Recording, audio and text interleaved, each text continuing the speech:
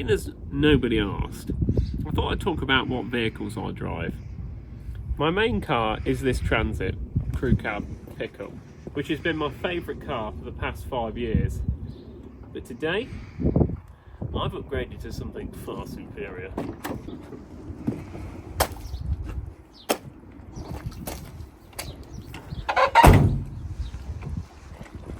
So you're probably wondering why I'm dressed like a complete and utter but there's a good reason for that. Let me show you.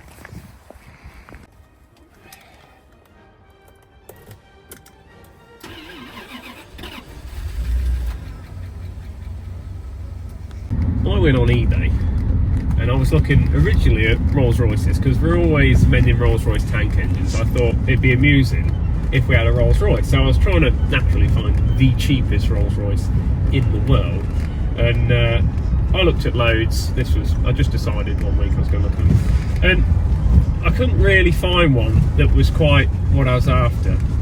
And the Rolls-Royces are apparently a lot less power. And a friend of mine said, no, you don't want a Rolls-Royce, you want the Bentley. It's got the Rolls-Royce engine, but it's got a massive great turbo on it, so it's like 385 horsepower. So then I scrapped looking for Rolls-Royces and went looking for Bentleys.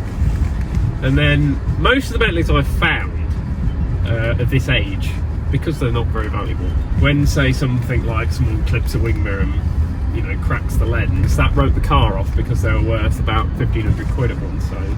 So it was hard to find one that wasn't wrote off, and my insurance company won't insure me on something that's been a category write-off for some reason. I mean, I could shop around, but I can't be arsed. I'm lazy like that. So anyway, I wanted one that would be good for long distance journeys, because I've decided that I want to drive to France with my girlfriend at some point this year. So I thought, I need a car, and I thought, well, we could get a car that will do both. And I wanted to have a British car, because I grew up with Dad always telling me that we should buy British and all that sort of thing, because at one point the Europeans wouldn't buy British meat, so he went very anti everyone else and wanted to go all British, which is why he at the time drove around in a Mercedes G-Wagon. He had a Fendt tractor and a Mercedes Unimog, which was very British of him. So we went for a Bentley. I messaged the guy and said, would you part with the Bentley?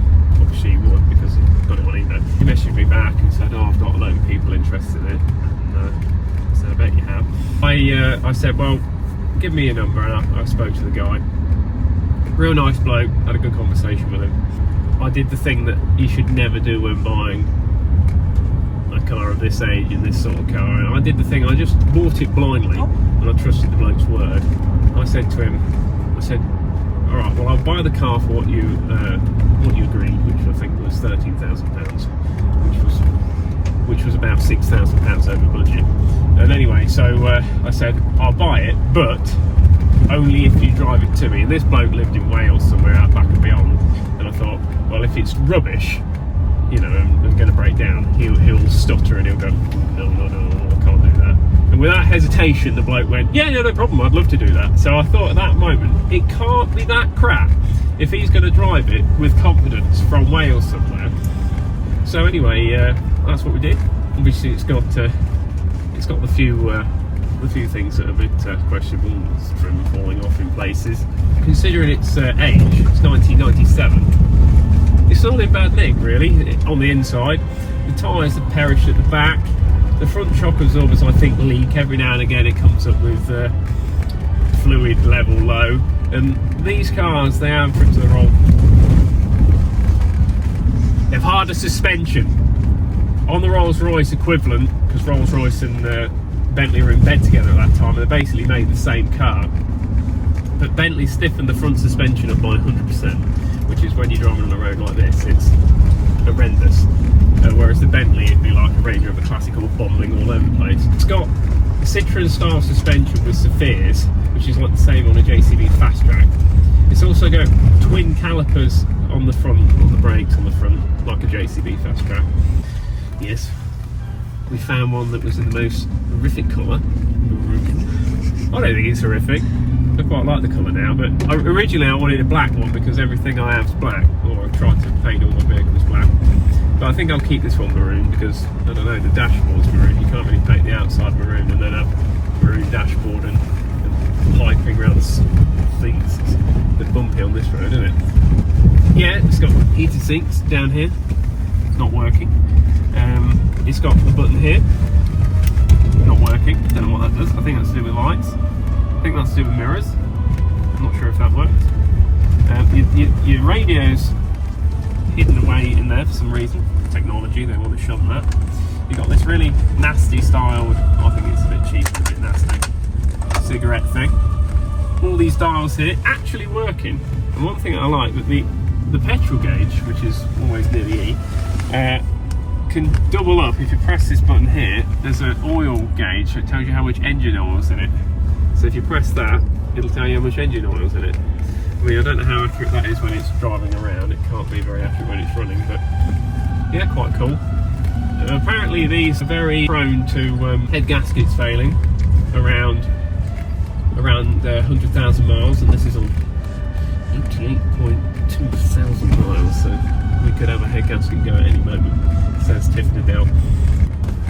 The indicator stalk is like the most tackiest thing ever, so the rest of the car's got really nice like handles and things like this that are made out of metal and proper decent quality, and then they put a British Leyland indicator off a Land Rover on it, which when you indicate right, it doesn't self-cancel, so that's quite annoying.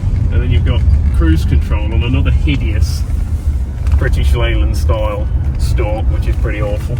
But that does work, so I just don't understand why it made such a nice job of the interior and then just put the cheapest, nastiest indicator stalks in the world in it. It just didn't really make sense to me. This is a long wheelbase version, so there's lots of room in the back for people with long legs.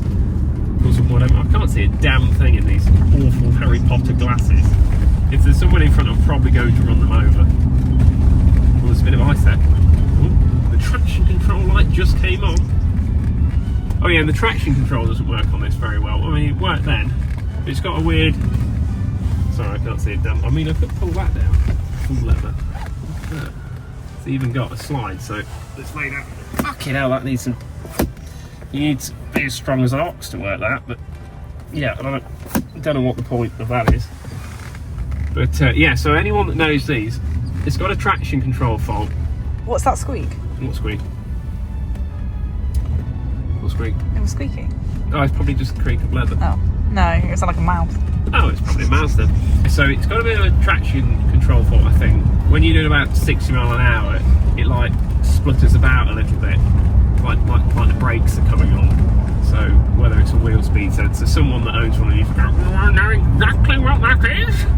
So if you do know, just let us know in the comments, because I ought to mend that really.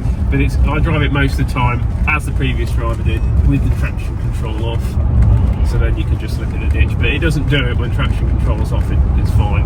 It's got sport mode. It doesn't feel very sporty. Let's try it. There we go.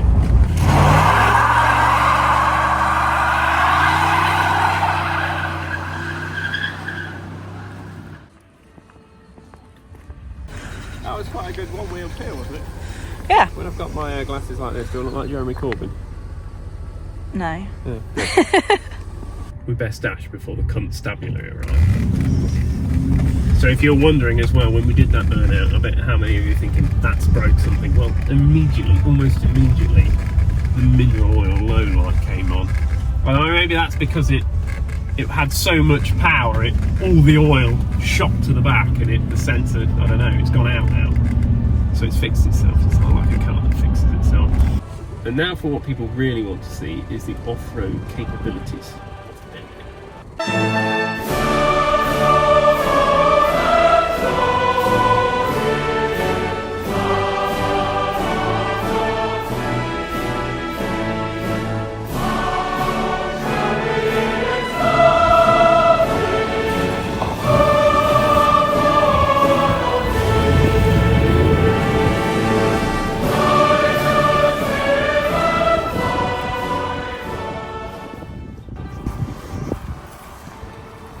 That's how you plough a field with a Bentley.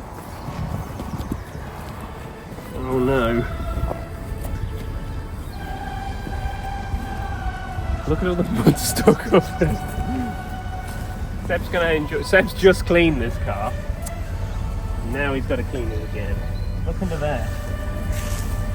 That's an impressive bit of turf. I'm going to leave that on there. This is now Greenpeace.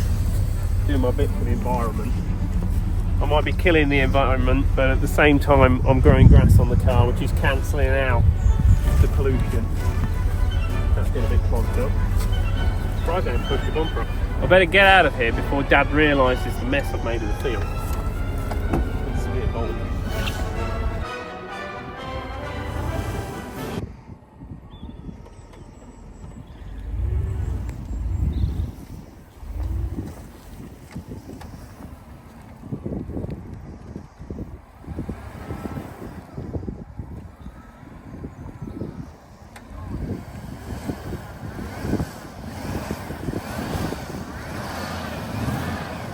Can you give us a push? Morning. Always one. Go on, you ready? Yep. Yeah, that's not going to happen. Try backwards.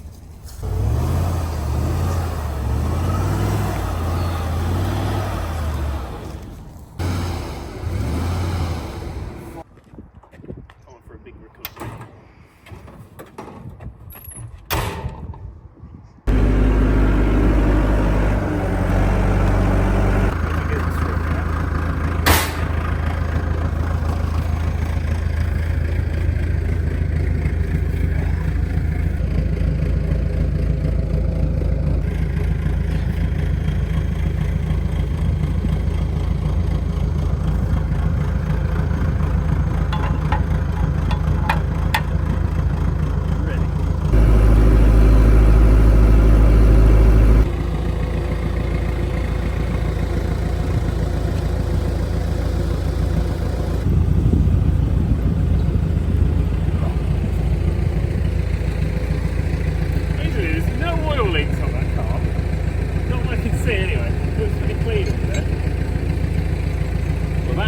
Very well.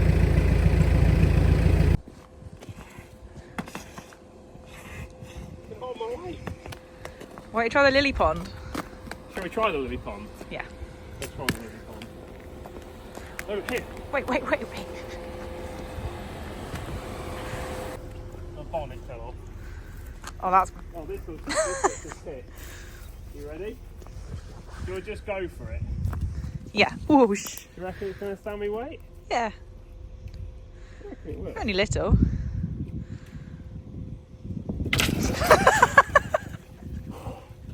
It didn't stand my weight! Quite thick, look at that. Right.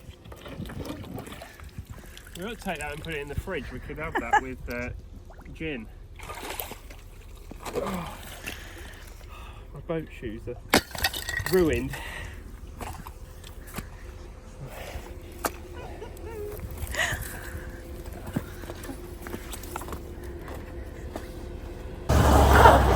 Maniac. Sit. It's so overheated. Ted, sit. Sit.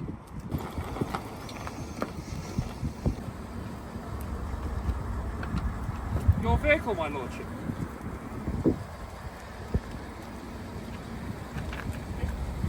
boy. Sitting comfortably, sir. You think I'm going to be dead?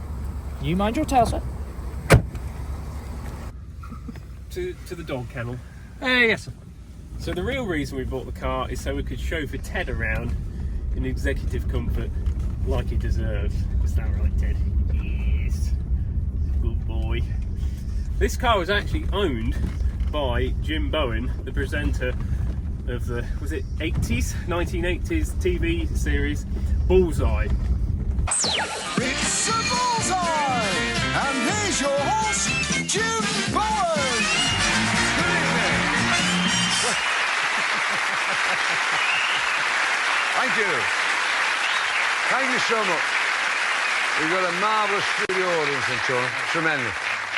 Very sad night for us, this, really. It's the last show of the series. Tonight on Bullseye, we've got two new players. Answering the questions is Joe Hughes, and throwing the darts is Adam Best, all the way from Somerset. There we go. Right, Adam, if you'd like to step up to hockey. Right, Joe, what category would you like? Sports, Jim. Wonderful. Adam, sports, please. You've got art. Right, so you've got art, Joe. For £20, which artist famously painted a very pissed off looking female? Vincent van Gogh. That's wrong. It was Da Vinci.